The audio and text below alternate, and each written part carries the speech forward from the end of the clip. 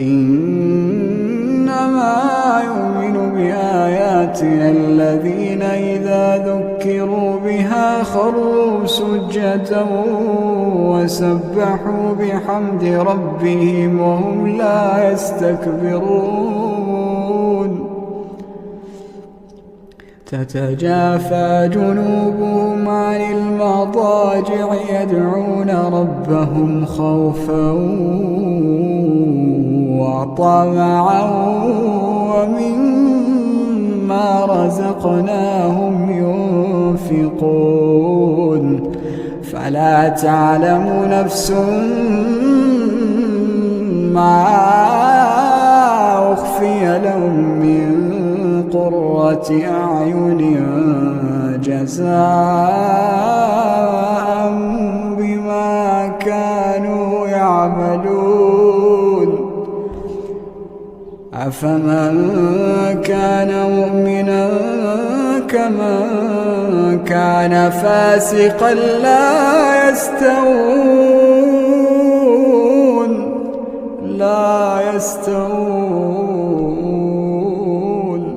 أما الذين آمنوا وعملوا الصالحات فلهم جنات المأوى نزلا بما كانوا يعملون وأما الذين فسقوا فمأواهم النار كلما أرادوا أن يخرجوا منها أعيدوا فيها وأما الذين فسقوا فمأواهم النار كلما أرادوا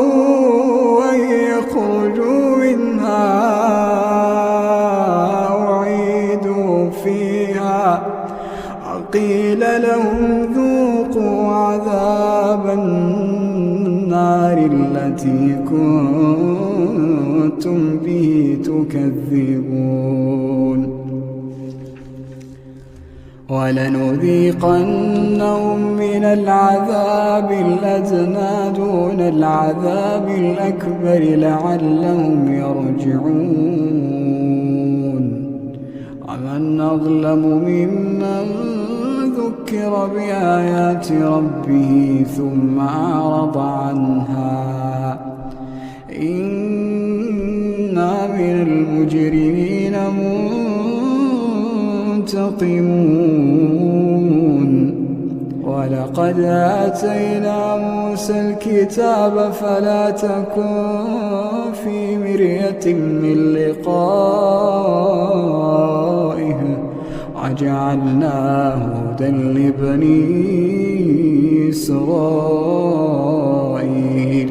وجعلنا منهم أئمة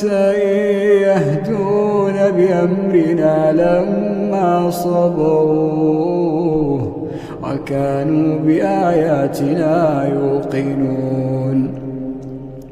إن ربك هو يفصل بينهم يوم القيامة فيما كانوا فيه يختلفون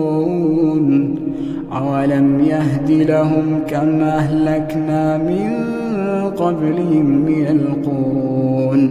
من القرون